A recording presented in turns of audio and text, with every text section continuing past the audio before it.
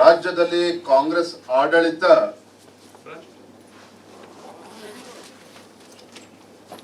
ರಾಜ್ಯದ ಜನತೆಗೆ ಶಾಪಗ್ರಸ್ತ ಆಗಿ ಪರಿಣಮಿಸಿದೆ.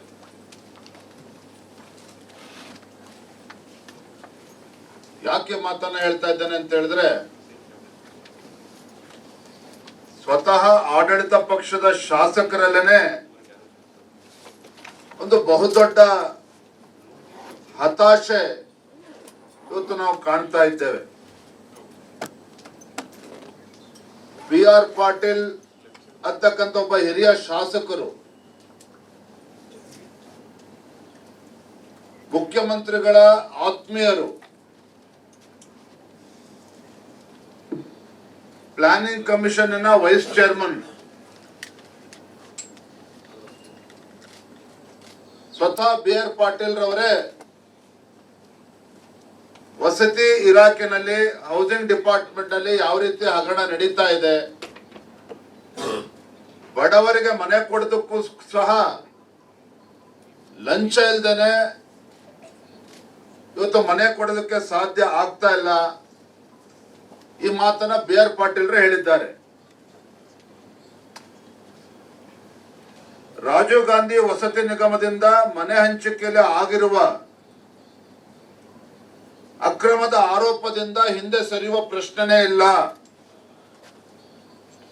ಇಲ್ಲಿ ಆಗಿರುವ ಗೋಲ್ಮಾಲ್ಗಳ ಬಗ್ಗೆ ಸದ್ಯದಲ್ಲೇ ಇನ್ನೂ ಹಲವು ಶಾಸಕರು ಮಾತನಾಡೋರಿದ್ದಾರೆ.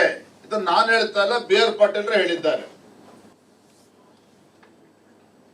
ಮತ್ತೊಂದು ಕಡೆ ಮತ್ತೋರ್ವ ಹಿರಿಯ ಶಾಸಕರು ರಾಜು ಕಾಗೆ ಅವರು ಮೊದಲ ಬಾರಿ ಅಲ್ಲ, ಹಿಂದೆನೂ ಕೂಡ ರಾಜ್ಯ ಸರ್ಕಾರದ ವಿರುದ್ಧ, ಮುಖ್ಯಮಂತ್ರಿಗಳ ವಿರುದ್ಧನೇ ಅವರು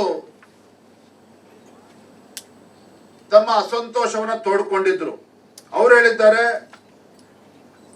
ಕಾಮಗಾರಿಗಳಿಗೆ ಕಾಸು ಕೊಟ್ರೆ ಕಾಸು ಕೊಟ್ಟು ವರ್ಕ್ ಆರ್ಡರ್ನ ಪಡಿಬೇಕು. BR ಪಾಟೀಲ್ ಹೇಳಿಕೆಯನ್ನ ಬೆಂಬಲಿಸುತ್ತೇನೆ. ಅವರಿಗಾದ ಸ್ಥಿತಿ ನನಗೂ ಕೂಡ ಆಗಿದೆ.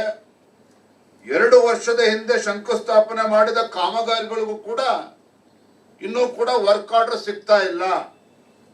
ಯಾತಕ್ಕೆ ವರ್ಕ್ ಆರ್ಡರ್ ಸಿಗ್ತಾ ಇಲ್ಲ? ಕಮಿಷನ್ ಕೊಡ್ದೇನೆ, ಲಂಚ ಕೊಡ್ದೇನೆ ವರ್ಕ್ ಆರ್ಡರ್ ಕೂಡ ಸಿಗ್ತಾ ಇಲ್ಲ. ಇದನ್ನ ನಾನು ಹೇಳ್ತಾ ಇಲ್ಲ, ರಾಜು ಕಾಗೆ ಅವರು ಹೇಳ್ತಾ ಇದ್ದಾರೆ. ಮತ್ತೊಂದು ಕಡೆ NY ಗೋಪಾಲ್ ಕೃಷ್ಣ ಅವರು ಮೊಳಕಾಲ್ಮೂರು ಶಾಸಕರು, ಶಾಸಕನಾಗಿ ಕ್ಷೇತ್ರದಲ್ಲಿ ಒಂದು ಚರಂಡಿ, ಶಾಲೆ ಅಥವಾ ರಸ್ತೆ ನಿರ್ಮಾಣ ಇದ್ಯಾವುದು ಕೂಡ ನನಗೆ ಮಾಡೋದಕ್ಕೆ ಸಾಧ್ಯ ಆಗ್ತಾ ಇಲ್ಲ. ಇದು ಆಡಳಿತ ಪಕ್ಷದ ಶಾಸಕರು ಮುಖ್ಯಮಂತ್ರಿಗಳಿಗೆ ಆತ್ಮೀಯರಾಗಿರ್ತಕ್ಕಂಥವರೇ ಈ ಹೇಳಿಕೆಗಳನ್ನ ನೀಡ್ತಾ ಇದ್ದಾರೆ. ಇದರ ಅರ್ಥ, ಇವತ್ತು ರಾಜ್ಯದ ಜನ ಇವತ್ತು ಪ್ರಶ್ನೆ ಮಾಡ್ತಾ ಇದ್ದಾರೆ ಗೌರವಾನ್ವಿತ ಮುಖ್ಯಮಂತ್ರಿಗಳಿಗೆ, ಈ ರಾಜ್ಯದಲ್ಲಿ ಆಡಳಿತ ನಡೀತಾ ಇದೆಯಾ? ಸರ್ಕಾರ ಬದುಕಿದೆಯಾ? ಇವತ್ತು ಸರ್ಕಾರ ಇದೆ ಅಂತ ಹೇಳಿದ್ರೆ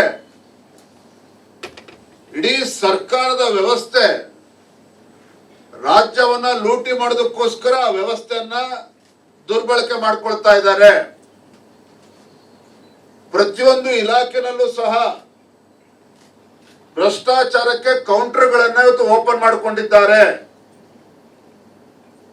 ಸಚಿವಾಲಯದಿಂದ ಗ್ರಾಮ ಪಂಚಾಯತಿ ಕಚೇರಿಯವರೆಗೂ ಸಹ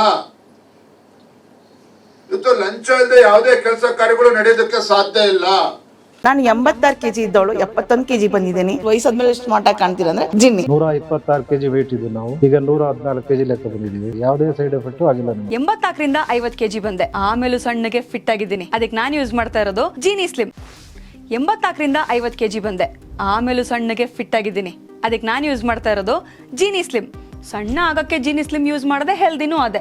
ನೀವು ಸಣ್ಣ ಆಗ್ಬೇಕಾ, ಹೆಲ್ದಿ ಆಗ್ಬೇಕಾ? ಹಾಗಿದ್ರೆ ಜೀನಿ ಸ್ಲಿಮ್ ಯೂಸ್ ಮಾಡಿ.